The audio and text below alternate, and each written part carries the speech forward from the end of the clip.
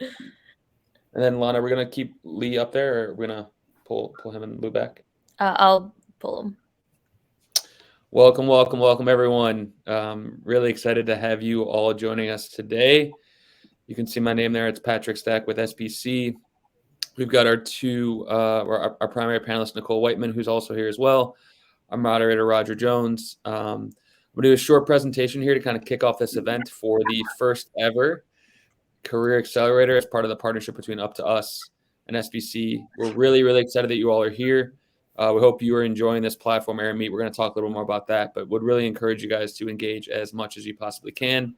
Lana, show them how to engage real quick. There you go. I'm going to share my screen and we're going to jump in all. And Lana, can you confirm you can see my screen? Loading, and yep, looks good. Awesome. Thank you very much. So first off, thank you to everyone for being here. We really appreciate it. 2020 snuck up on us quickly. If you're like me, you were watching football late last night, so you're moving a little slow today.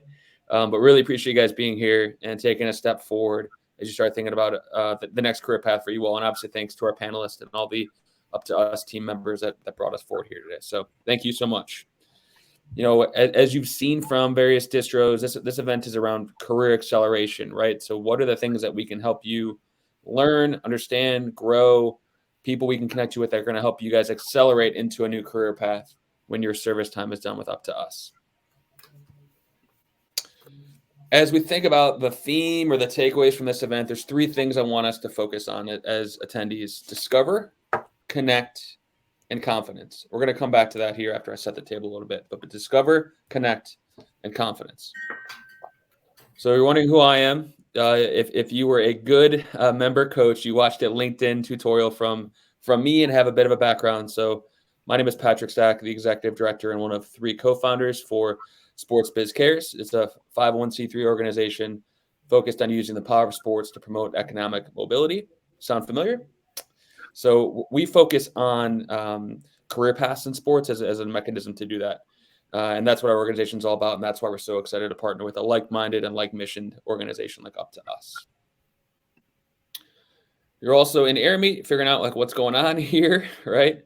So AirMeet is a platform we use because it's not named Zoom, which people roll their eyes around, but also because it's super engaging. So you can chat within the chat function. You can ask a question in Q&A. And what makes this different is I can actually pull you up to the main stage and you can ask Nicole that question and see her and she can see you. Additionally, if you want to raise your hand, I can do the same thing. So please take advantage of those engagement elements. That's why we as an organization have invested in it, put a lot of time in it because it leads to a better experience for you guys, allows you to engage more deeply. Please take us up on that, okay? Speaking of that, there's emojis, there are emoticons. Press those buttons at the bottom of your screen. If you love something Nicole's saying, give her a heart. Gets her all excited. The same thing with Roger. So find ways to engage, share your emotions with the commentary. What are we doing today? Kind of setting the table on that. If you can't tell already, I like gifts. So we're going to start the day with an amazing presentation from Nicole Whiteman, Chief Executive Officer of the LA Dodgers Foundation. She is very excited to be here, even though it's especially early for her. And she's going to talk through some of her background, some of her own career transitions. So we're going to start the day with that. Then we're going to switch to career conversations. So these are interactive sessions at roundtables with industry professionals. So right now you guys are in the main stage. At 12 p.m., you'll be pulled out of the main stage into that lobby area where you joined initially.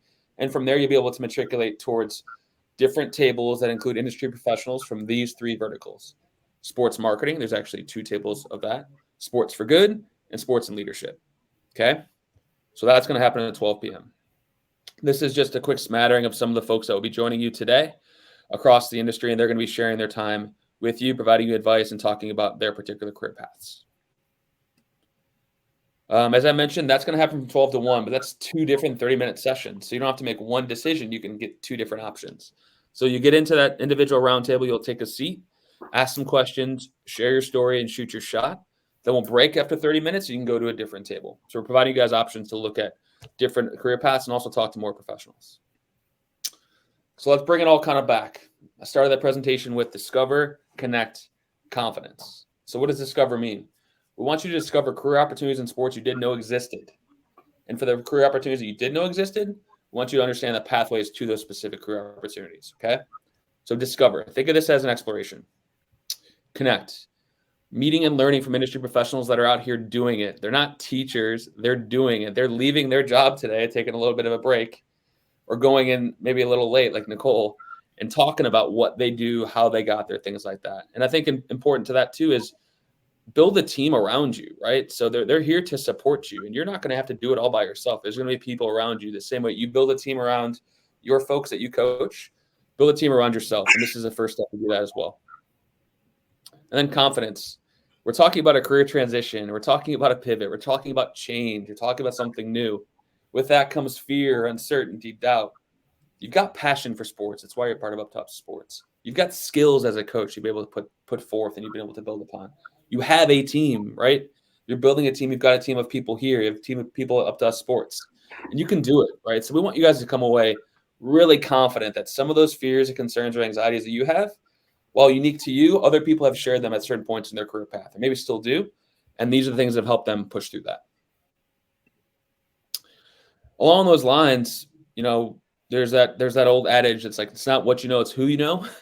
Well, it's a little bit of both, right? Because a lot of times the who you know teaches you the what you know. So as you think about our role in this event today, the industry professional interaction, this is where the opportunity exists. What can you learn from Nicole? What can Nicole teach you? How can someone like Nicole open up your world into something different, right? That's the opportunity we want you guys to have. And I know we're talking about coaches, and you guys are coaches. And think of this. This is the coaching tree of Greg Popovich. Of all the people that he had access to, they had access to him. He taught them, he developed them. They've gone on to do all these amazing things as coaches or general managers. Same thing with Andy Reid. He's a coach, right? But look at all these different coaches that have worked with him and then gone off to different places, right? And that's the what you know and the who you know coming together. Andy Reid is teaching these folks. They're taking that, they're gathering it, and they're going off and starting their own trees. And that's what we want to articulate to you guys today. As we start to wrap up, just want to remind you one thing, especially as it comes to terms with the who you know, right? So you do have to do it yourself, but you don't have to do it alone, right? There are people here that want to teach you what you need to know and open up those doors. And there's no shame in that. There's excitement in that. There's confidence in that. And you guys know that because you do that for your folks that you coach. That is my spiel. I'm now going to pass the mic to the one, the only Roger Jones, who is going to interview Nicole. Really appreciate everyone's time. So excited that you guys are going to be here. I'll be monitoring the chat, the Q&A, raise your hands. So if you want to ask Nicole or Roger a question, drop it in there. I'll bring you up to the main stage. Roger, take it away, buddy. Patrick, thank you so much. Morning, everyone. First off, I want to thank Patrick for that great introduction and really just say how dope this air meet is, right? And definitely throw in some emojis, specifically when Nicole's talking, because that's what we hear. I do want to give a quick introduction to myself. My name is Roger Jones, as Patrick alluded to. I've worked in the corporate partnership world in the sports industry for the past decade at various places like IMG, Outfront Media, and most recently the Cleveland Browns. So it's been a tough postseason for me, but I digress. But we're not here for me. We're here to talk to the one and only Nicole Whiteman, the CEO for the Los Angeles Dodgers Foundation. And I want you all to know, I know you're all coaches, even a professional like me who's been 10 years into this, I'm super excited to have this conversation with Nicole and learn more myself. So with that further ado, Nicole, how are you? Hi, good morning, Roger. Sorry about your Browns postseason. Can't complain about the Rams postseason right now. Listen, you are probably enjoying it. Listen, we had last year, we had the one win. I know this city was really, really, really loving it, but you guys are on the roll. And you're walking for OBJ, right? Very exciting. Yes. As a native New Yorker, if you know OBJ's history, I'm thrilled all around.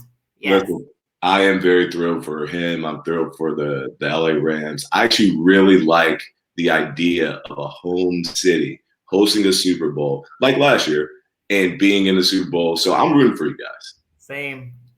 Well, Nicole, listen, let's just dive in.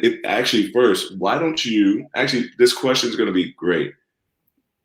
why don't you tell us a little bit about your journey, how you got in your career? I saw that when you started, you necessarily didn't start in sports, but you started in banking, I believe. You were in media, and then now you're in sports, working in for the LA Dodgers Foundation. Tell us a little bit about the journey. How'd you start?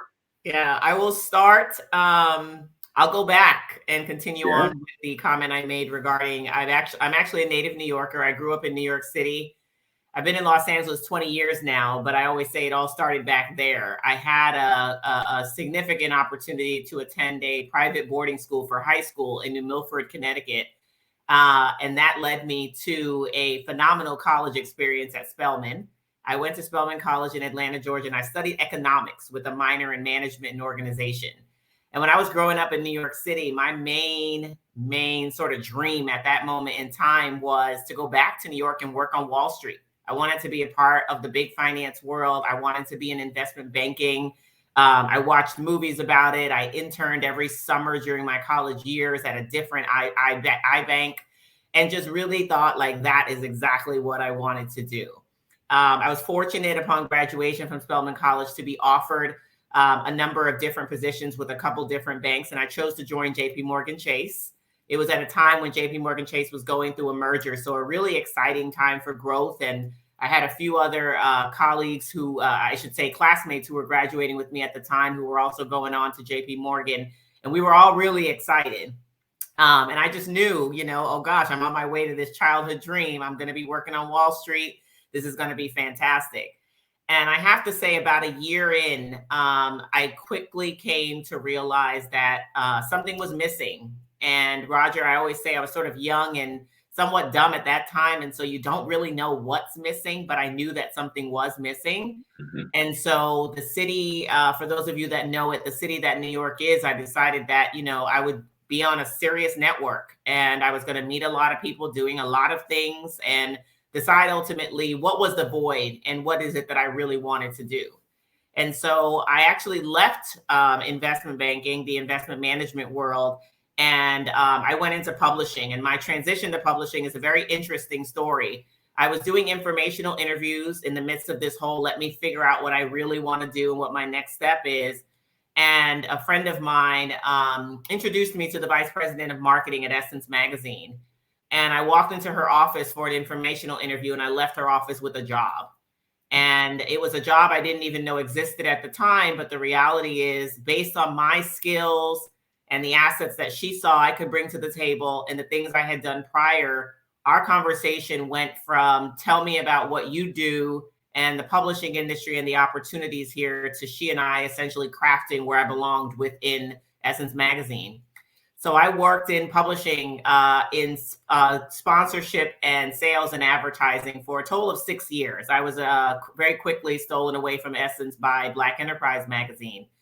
And a really just productive environment for me. It helped me to realize that what I was missing from the investment management world was the creativity. I really wanted a more creative opportunity. I wanted something that was a little bit more on my toes, a little less routine.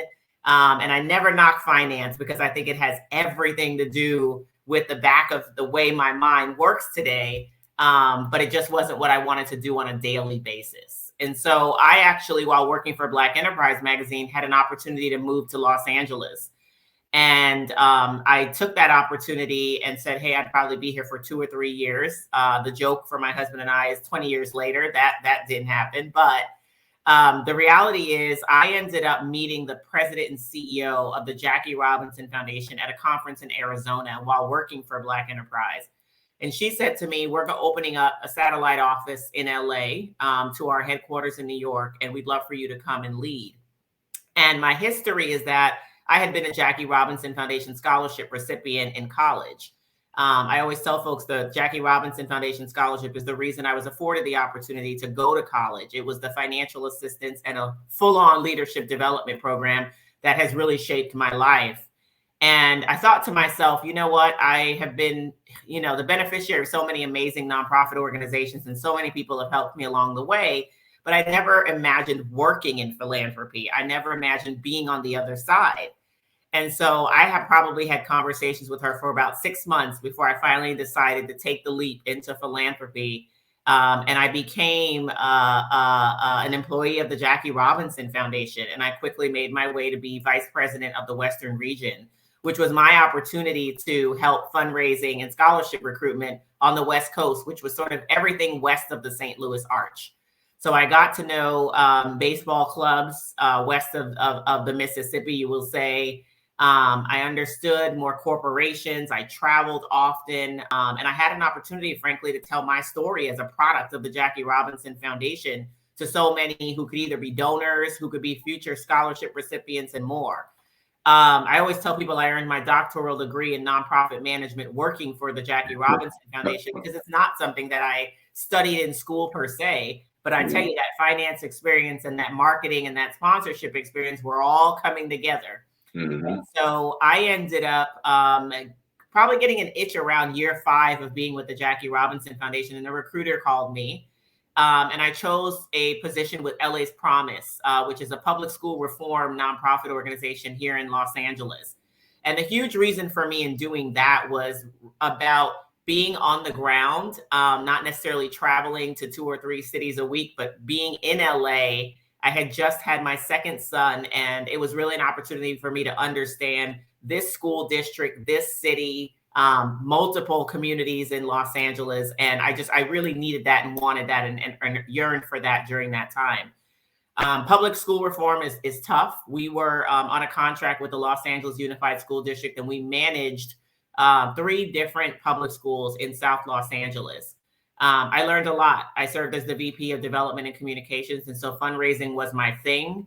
I learned a lot about what people want to give to, what people don't want to give to, what people want to see different so that they can give to it. There was plenty there. And I was lured away by an organization called College Summit, taking me back to my initial sort of personal story. I am a first-generation college graduate in my family. I'm a first-generation American, frankly. And so my story is one of, a dreamer in my family, and the opportunity to allow my story to help, again, to guide a lot of youth, young adults throughout their high school trajectory, providing them with this college access and information curriculum that College Summit provided, was important to me. I quickly was recruited away by the Los Angeles Dodgers Foundation. I tell this story. I was at Dodger Stadium one day, again, volunteering my services to essentially share with them an event that I had created while at the Jackie Robinson Foundation that they were going to use as a launch event for the new Los Angeles Dodgers Foundation. And 2 of the executives said to me, "Why haven't you applied to be the executive director of our foundation?" And my response was quickly, "I had no idea you were looking for an executive director. And frankly, I didn't know much about the Los Angeles Dodgers Foundation." And within 2 weeks, I had interviewed with Magic Johnson, our controlling owner, Mark Walter, Peter Guber, many executives on the Dodgers senior team. And I had accepted a position to come on board, first as the executive director of the Dodgers Foundation. And then in 2019, I was promoted to chief executive officer. So I've been doing this work since 2013. The new ownership group took over the team in 2012 with a real strong strategic vision to build philanthropy within the organization, and frankly, to make sure that we had a clear mission and vision for communities throughout Los Angeles that really need us the most. And I'm just proud that every day I get an opportunity to lead that work and to lead the team that is really driving that. Nicole, first off, I want to thank you for on behalf of myself and the members on the call for going through your journey. I mean, you talk about one as a dreamer, or just an amazing journey that you've been on for your career, and not just your career, your life. Starting in New York, going to Stetson, going to Atlanta. I know how students, when they go from, especially we know the East Coast to the South, place that they're not very familiar with, and then going back, working in finance, and just all the different changes. One thing that I always tell people that I mentor, we all believe in our head that we're going to have this idea of this is our linear path, right? I actually want to be a doctor. right? I went to school as an undergrad for med school, and then next thing I know, I'm graduating with a sports management degree from Ohio University, and I'm working in corporate partnerships.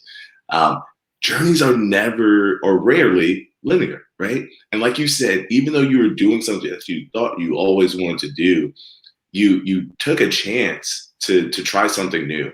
And then when you did that, working with Essence, you found out it helped you develop your creativity. You got to see a different side. And then obviously, like you said, you were missing something. And then you stumbled on this Jackie Robinson, and you found a purpose, right? There was intention in almost every single move that you made. Could you speak on, for the members of when you started making those decisions, like what drove you, and what was your decision-making process in those decisions, and why do you feel that those are great decisions now looking back on it?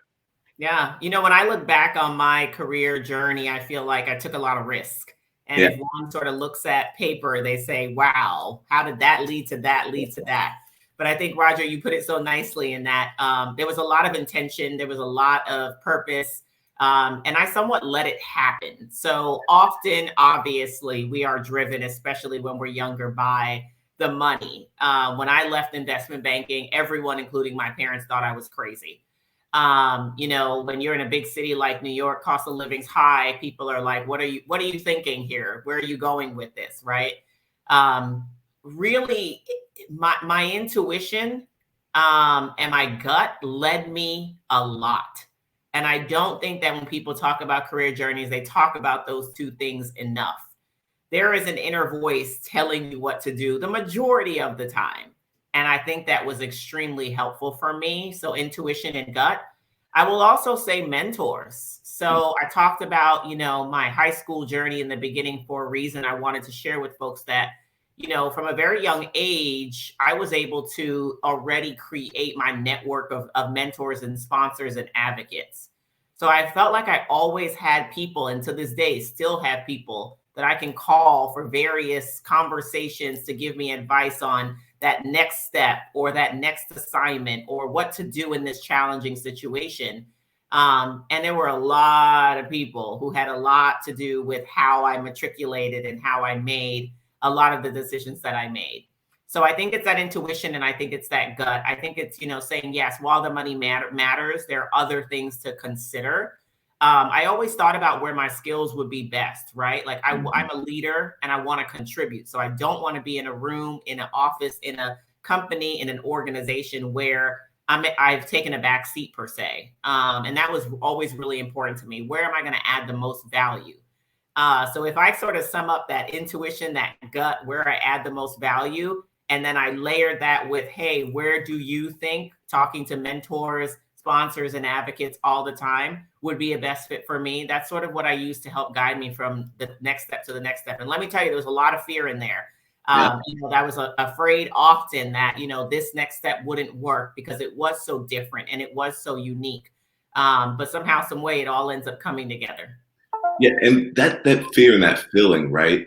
That's a part of growth, right? It's just not knowing, right? So that preparation and being prepared, learning a lot about the opportunity, right? That helps ease that fear. I've had that similar situation with my moves, and saying, is this right? I feel like I want to dive deeper into this, but I just don't know what I don't know. So, you have to look and say, okay, if this is something that's truly important, what's the research? Who can I talk to? You brought up your mentors. Social capital is really key. And that's really what we're here for, right? Sports biz and Up2Us and being on this call, it's building that connection of network and that social capital so we can learn from each other and help each other get to where we want to grow.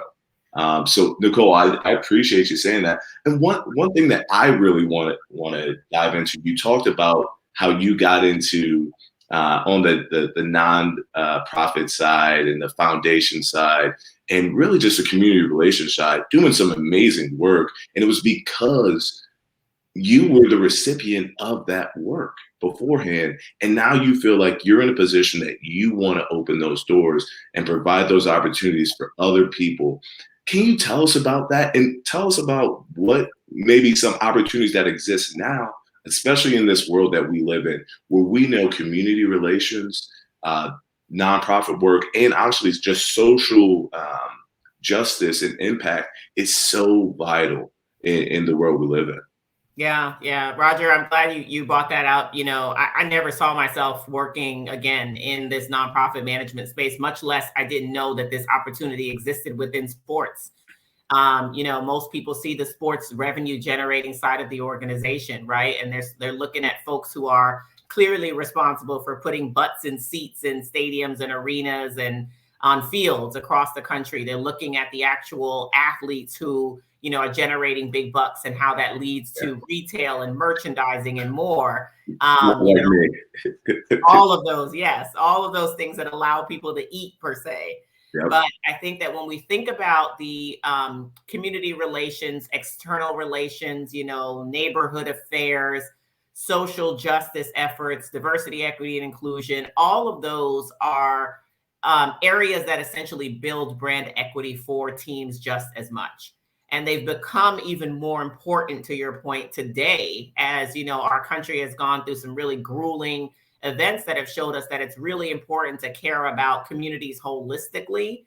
And that if you care about communities holistically, that can frankly help those individuals, but there's mutual benefit to your brand.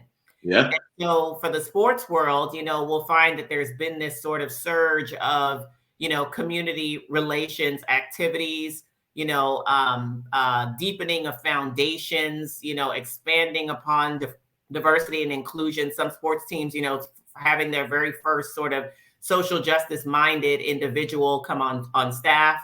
There's a lot of opportunity, and it typically isn't put at the forefront. But I tell people all the time that the same jobs that exist in any other industry exist in sports. And to take that a step further, when you're thinking about a sports team foundation, oftentimes the same jobs that exist within the corporate side also exist on the nonprofit side. So every single day I get to lead a team of individuals that are broken into operations, programs, and development. And so we are fundraisers, which I often equate to sales individuals, which I know you know well, Roger. And when I think about my past with Essence in Black Enterprise, that has helped me tremendously in the fundraising space.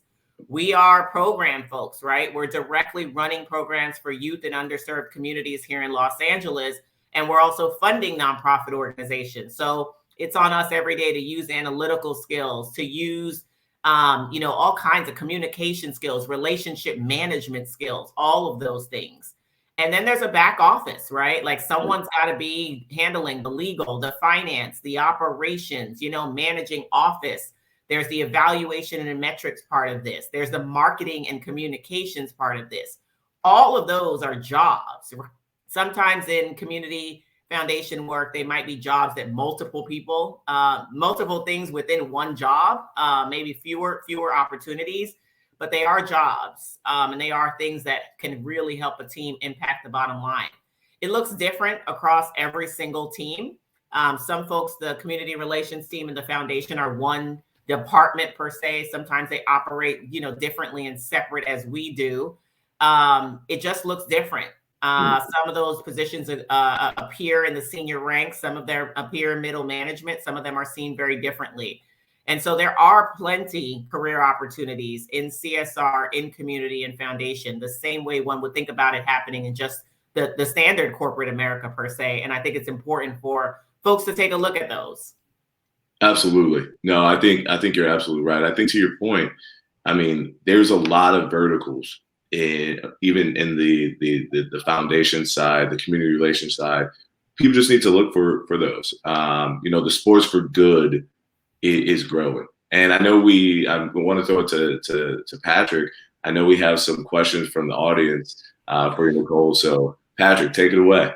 Yeah, I'm loving this, Nicole. We had a couple questions from some of the folks in attendance. I want to start with Max. So Max had a question, which I'm really excited to hear your answer.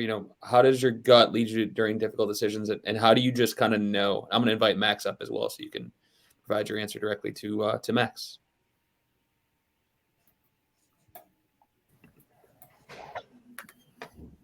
Hi, Max. Hi, Nicole. Meet you. I love this platform. Yes. Thanks for the great question. You're absolutely right. Gut sounds a pretty pie in the sky. I do believe, and I'll reiterate again what I said, that there is an inner voice in all of us. We are sometimes fighting that inner voice. We are sometimes not making space for that inner voice to tell us what exactly we should be hearing.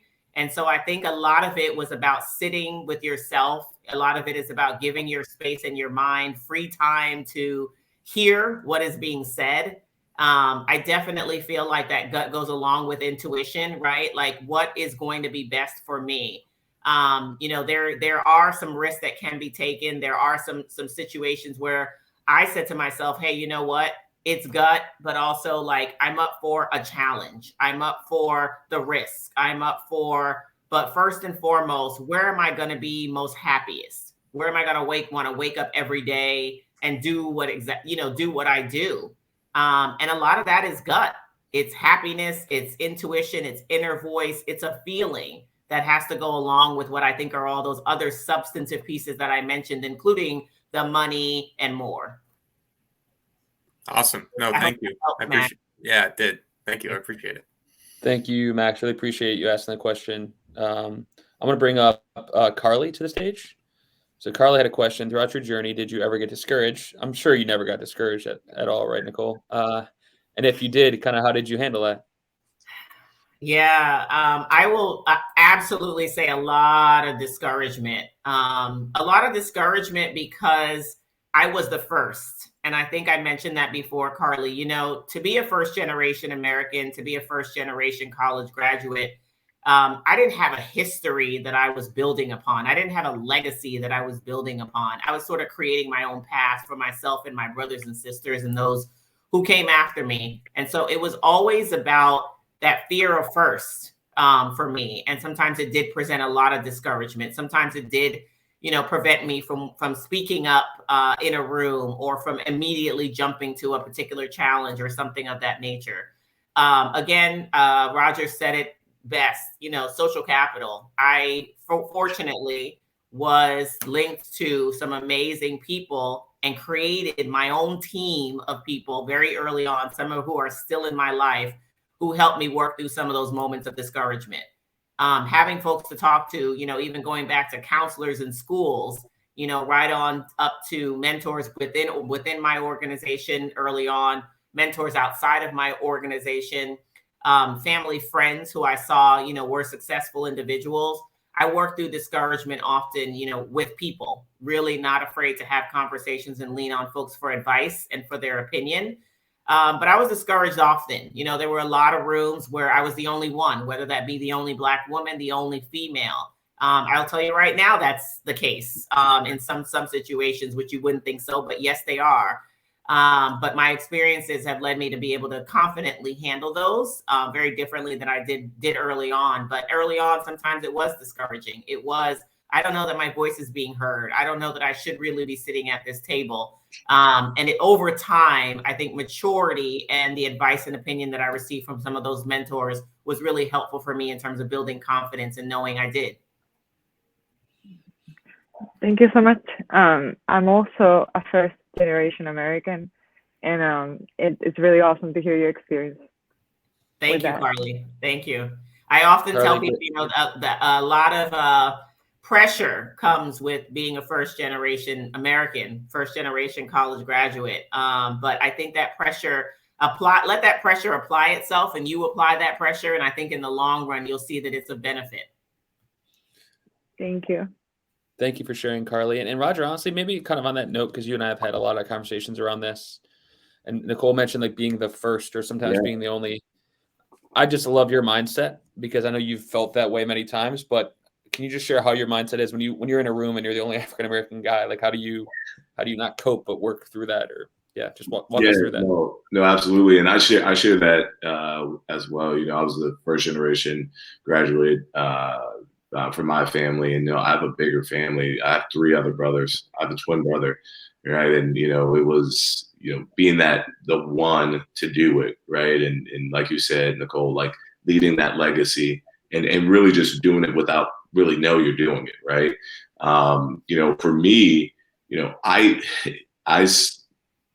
accelerated my career very quickly. I found myself at 22 in a room at dinner with the heads of the presidents of universities, the heads of CEOs, people who sat on the board of the University of Akron, and having these conversations where I was literally not only the only person under 50, but also the only person of color in the room. And they're asking me for my opinion. And one of the things that I learned very quickly was I had to be comfortable with myself and know that when I look across the room, I have experiences that no one else has had. So that's an advantage to me, right? I don't see it as something that's uncomfortable. For me, I relish those opportunities to be in those rooms because that is an advantage, and I can bring a perspective that most people haven't thought about or heard, and that's why I relish those situations. But I'm with you, Nicole. I think when you find yourself in those positions where you are the person, you're the first or the one that's sort of not the majority, I say, okay, think about what can you bring to the table? What perspective, what things are we not thinking about? And I'll give everyone just a quick example. When my role at the Browns, I was one of 3 senior staff members of color on a senior staff. And the one glaring thing as a Browns fan growing up, born and raised in Cleveland, that I see all the time that the majority of our senior staff didn't, was the way we market to our fans, and specifically our fans of color. If you looked at all of our external images of fans, they were middle-aged white men, right? Look like me. Yeah. You look great, Pat. I mean, you look great. But, and I said, well, what does that say to all of our other fans? It's not indicative of our actual fan base. What we need to do is be a little bit more reflective of our whole fan base and show our fan base as fans. And, that was a perspective that no one thought about because they didn't have that experience as a fan of color for the team. So, yeah. I love that unique perspective. I feel, Roger, that's what I bring to the role every single day. It's no secret that Major League Baseball and our 30 clubs is not necessarily as colorful as we all would like it to be. We're on our way, and there are lots of initiatives in place to help improve that internally in the amongst employees and the staff, but also to your point, Roger, amongst our fans, and even with players for baseball. And I definitely feel that as a woman of color who's a senior executive in working for a Major League Baseball brand, a significant international one at that, I do get to bring this unique perspective to the table. And I do get to essentially help to bring comments, recommendations, opinions, and suggestions that other folks in the room have not thought about. And that's a very unique way to contribute. And that's a very unique way to continue to feel sort of this confidence in contribution. For me in particular, I share a lot of the experiences with the youth that we serve through the Los Angeles Dodgers Foundation. And families appreciate those stories, and they appreciate seeing me, and they appreciate those the impact that I know that our work can have on them, and some of the experiences I know they're going through. And similarly, on the team side, it's extraordinarily helpful. And I will tell you, it has been, particularly in the last, year and a half on the heels of George Floyd's murder, when you think about, organizations sort of really waking up to being even more intentional about social justice. And within sports in particular, that has been the fan base. It has been the people behind the work. It has been, and those things become a significant conversation. And I feel like, to your point, I've been able to contribute to them in a very different way than my peers in the room. Yeah. And Nicole, I actually have a question for you real quick, if we don't have any questions. No, I was going to bring one, but go ahead, Roger. I don't want to slow you down. We talk about just the diversity and the value your diversity and experience have. you've been in so many different roles in different industries. You mentioned on it a couple of times of how, your finance world lives in the back of your head and has helped you in these roles. Can you talk a little bit more about the diversity of experience and how it can help you? And even if someone may have spent most of their career in one area, why they should not be scared to try a different, area or a different industry, because that experience does have value. Yeah, I wouldn't have done what I did any differently. I didn't know it was happening this way at the time. But all of that, whether it be the finance piece, the marketing piece, any of it, to your point, Roger, it allows me to confidently contribute in a lot of different spaces. I feel like I have input into a lot of conversations that don't necessarily have to always do what people believe my job to be, or what I'm supposed to say, or what's supposed to come out of my mouth, right? I do feel like they help all of those experiences. They truly help. And right now, leading an organization as a CEO, it's a melting pot for a lot of experiences, right? The skill set has to be diverse. I have to come with an asset, a portfolio of different ways of doing things and a lot of different strengths. And being in so many of those industries, I developed different strengths across those. I developed different techniques, different skills, different ways of communicating. And I sort of bring them all to this experience as a leader, where it's helpful also with managing people. I'm able to understand, different styles, identify different strengths, know how to create team and collaboration in a better way, because different people bring different things to the table, the same way that I'm bringing a lot of unique pieces to the table. I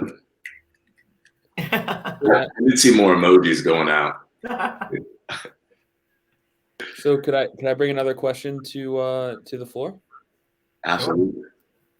So it's one of our what's kind of be one of our closing questions, but I want to jump to it because it's a great question. I want to it comes from Eddie in New Orleans, and then I'm going to ask Eddie to come up to the stage as well. So go back to early stage career, Nicole. What advice would you give to her at that time? I would say follow your passion and X out all the noise. So there's a lot of reasons why I think I knew what I wanted to do, or I knew what other people wanted me to do, or I knew what I was supposed to do. Really encouraging people to think a lot about, what are you passionate about? Where do your skills add the most value? Where can you contribute? Where can you, your voice be utilized in the room, as opposed to leading with, some of the things that we're sort of trained to think about when we think about career. Open your eyes. At the end of the day, there's so much opportunity, and it doesn't always have to be a lawyer and a doctor. There are some other opportunities. Those are great professions. And if that's where it leads you, that's where it leads you. But to be truly aware of, where you can add value and what you're passionate about, let those things lead you. And eventually you'll get to where you want to be. And eventually you'll find that money. And eventually you'll do the things that you ultimately want to do. But I would confidently say that at the end of the day, you've got to really be thinking about what it is that you want to do, and not what the world is telling you to do or what other people are telling you to do. Roger, anything you'd want to add of your own? Listen, I think Nicole's spot on. I mean, I think for me, it's always having that introspection in yourself, right? It's okay to want new things at certain different points in your career. I think the one thing that you should do is always be honest with yourself, and always have the introspection and say, where do I want to be? Where do I want to go? Are there areas that I want to learn or try? And that's going to help you build that confidence. And I think Nicole said this earlier, but having that network that you can really go to and be honest with, and talk to mentors, having that social capital. And Patrick, you and I talked about this, that starting five that you can share things with. That's really, really important. I'm going through a couple different questions. I'm like, so there's one question, and Nicole, we talked around a little bit, but I'm going to bring Robert up. So you've worked around baseball, but you didn't necessarily do you have like a love of the sport? And then I guess kind of addressing that, and then two-part, especially our folks here, they're coaches, they love particular sports they probably played or they love coaching. So for them, working in sports is, I love basketball, I'm working in basketball, but maybe help them understand why like it can be bigger than that, or why that's not necessarily the most important thing. Yeah, so I actually grew up very much surrounded by sports with my brothers and my dad. I played soccer, and so that was my first love and my main love in terms of the sport that I really admired. I have to say, very honestly, that I probably watch a little bit more football and basketball, Robert, before I came into baseball. Absolutely. However, I have an 18-year-old son and a 13-year-old son who played baseball since the day that you allow them to sort of go out for t-ball practice and you see if it sticks. And my biggest son was playing baseball before I even joined the Dodgers organization or the baseball world, period. And so I had grown a significant affinity for baseball through my children. I'm grateful that my oldest son is actually going to be attending college this fall as a baseball scholar athlete. So super excited about that. So it's somewhat ingrained in my bones. That's saving a lot of money, Nicole, too. It's somewhat ingrained in my bones right now from a personal and a professional perspective. I love the unique mindset that the game of baseball allows one to have. I just think it's a different level of thinking from the other sports. But my reason, honestly, before jumping into baseball, something I would have looked here. But as I said before, some things happened. But at the end of the day, I was excited about it because when you think about the fact that while the Jackie Robinson Scholarship wasn't a baseball scholarship, it was education, it also gave me this weird opportunity to circle back around to an organization that afforded me a scholarship, afforded me a full-time job opportunity. And then here I am now working for what I call Jackie's team. A man who broke a major barrier in baseball that did more than what it just did on the field, which is what I get to do every day, something more than what just happens on the field. And so the baseball piece might have not been the sort of motivating factor for me at major points of my career. But for some reason, let me tell you, I've connected the dots on baseball in a really big way today. Very good, very good. And I apologize. Robert was shoveling prior to this, and he gave us a heads up. He's in Chicago, but he still made it work. He looks warm. He looks very warm, Robert. I feel your pain, Robert. I feel your pain. I was in full gear. I had gloves and mittens and everything else on. I had a hoodie on. I'm like, hold on, let me go change real quick. We can at least look a little presentable for y'all. Wow. You look great, man. Thank you, Nicole, very much. And Roger, I appreciate the conversations as well. Just listening and understanding from everything from both of you, learning what we can from all of you for us to grow as well. So thank you. Appreciate you too, Robert. Thank you, Robert. And then I had a question from Kendall, and I'm not sure he's able to come on, but I wanted to show it. And I think it kind of leads as a good sequitur as we start to close down a little bit. It's about goals. His question's about goals. I think the importance of role modeling representation as well. So, he's got a specific goal, and it's a hard goal to accomplish to be a baseball player, right? He loves coaching, but he wants to be the role model that other players look up to. So, I guess the question could be, apart from any specific advice you have about becoming a professional baseball player, Nicole, when you set really big, audacious goals for yourself, how do you stay motivated? And then part two, how do you approach what you do in terms of role modeling representation and taking that on as other people look to you for inspiration themselves? Yeah, I think it's really important to first and foremost tell yourself you can do it, you belong, you can get there. And ultimately, I definitely feel like it is a matter of being okay, frankly, some of what Roger and I were saying earlier about being the only one and using that to your advantage and matriculating in that way. I think that, oftentimes when we don't see ourselves in certain places, there is always a small group of individuals, right? How do we get to those individuals to have that conversation? I think being persistent about talking to those who have our shared experiences frankly, even being persistent about talking to those who don't have our shared experiences is about why you might feel like you don't belong and how you could use their leg up in helping you move forward and how important that could be for their career, but also for your career. And how essentially like, them helping you could be a big boost, right? Almost like, pushing people to pay it forward. I like when people come to me and say, hey, you are the only person I see who looks like me in the role I want. Can you help me? That can feel daunting. There can be a lot of pressure in that, but ultimately it says to me, wow, I need to pay it forward. As I said before, a number of people supported me in getting where I am. Why stop now, right? You got to look back and sort of pull somebody else back up is the way that I see it. So I think it's about really like persistence, right? And being okay sort of tugging at the coats of those who do look like you, who are giving the space some sort of voice or presence, who might be able to help you come along, if that makes sense.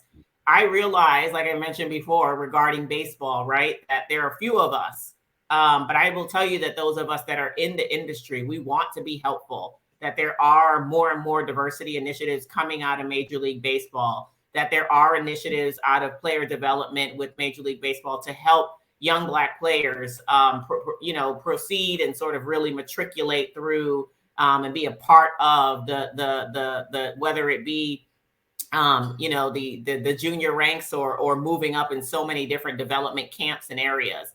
And so really, I guess, paying attention to what's happening and being okay with reaching out to multiple individuals multiple times, even if you don't hear back the first time, to get a leg up. Yeah, and I just want to real quick add into this. Kendall, correct? Correct. Correct. Kendall, listen, man, go for it. Go for it. Set a plan. Have some milestones. And I say, like Nicole said, find those programs, do your research, and do it. Here's the thing, too. You want to be a role model. You're already a role model, right? You're a coach, right? You're a role model. And another thing, you don't have to be a pro to be a pro, right? I always tell people, listen, my athletic career ended a long time ago, but I learned that I became a professional in the sports industry. I mentor over 60 kids, and they look up to me because I can help them navigate their careers and get to where I'm at. I'm a pro, right? I'm a professional. There's a lot of athletes I talk to who would love to be in my shoes and see. There's a lot of people who look up to Nicole and say, I mean, I'm one of them, and would love to be in her shoes and see where you're at right now. You have people like looking up to you. You're a pro. Even though you may not, be batting third for the Dodgers, you are a pro. Now, if that's your goal, set those goals and go for it, brother. But remember, where you are now and what you're doing, people are going to look up and they're going to always want to follow in your footsteps. So just be a great role model. So we're getting ready to wrap, and I wanted to show one question. And Roger, I want to actually come to you, and then I want to close it with you, Nicole. So you guys saw my sterling upfront presentation with all the gifts. Following this is roundtable discussions with industry professionals. So Roger, what is one piece of advice you'd give to one of our coaches on here as they start to get themselves in the mindset before they go to these roundtable discussions? One tip in terms of identifying a mentor, building a relationship. And then Nicole, you're after Roger. Ask questions, take down their name. What's a good question, Roger? Oh man. I mean, the question I would ask is, can I connect with you on LinkedIn? Can we find some time to talk one-on-one? I'll tell you this, most professionals love to do this work, right? Nicole said it, I'll tell you mine. I should not be here. I'm a Black kid from Cleveland. My mom, worked 4 jobs to raise 4 boys. There's no reason why I should be here. Only people give me chances, talking to me, taking their time and open up doors. That's what we like to do. We're here because we like talking, we like giving back. So ask for that, right? And if you don't ask for that, we can't assume that you want that, right?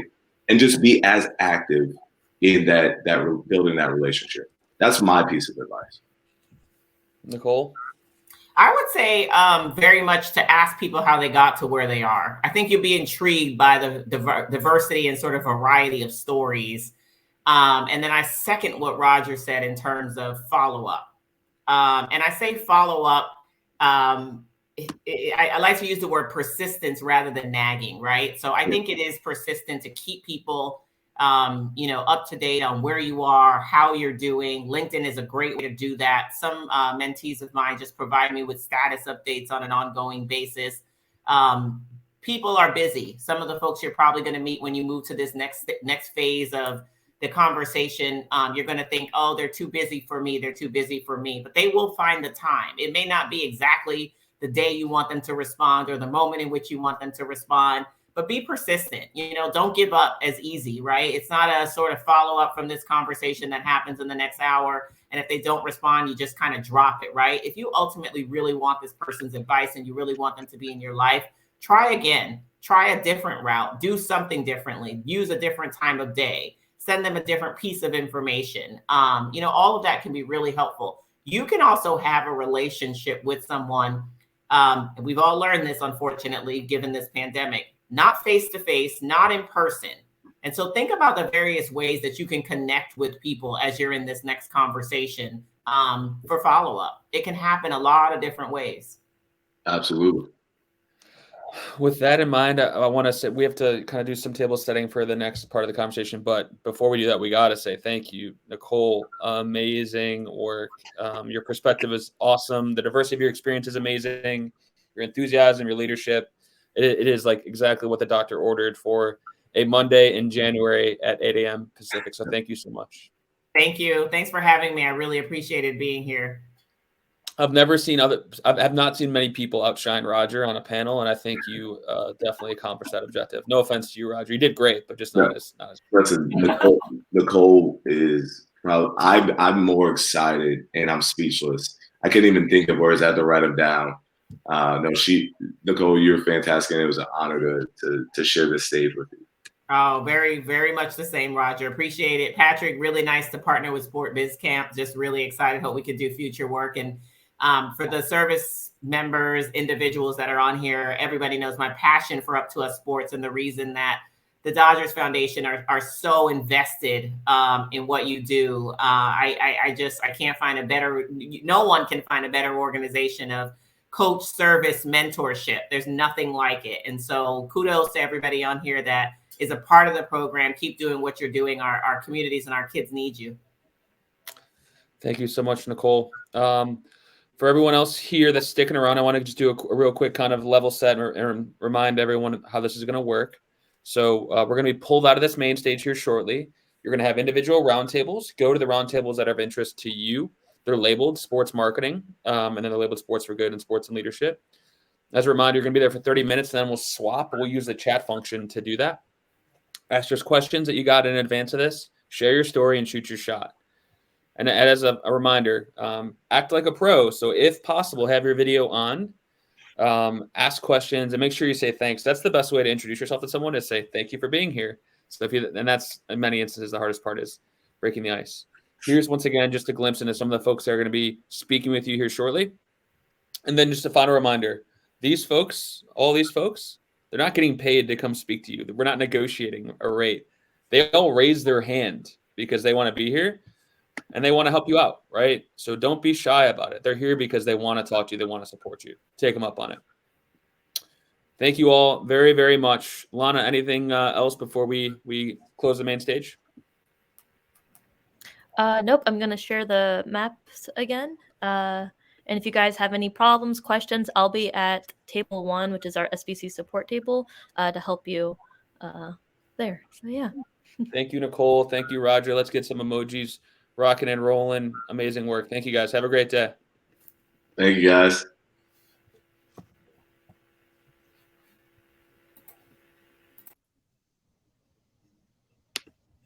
One second. Sorry. There we go.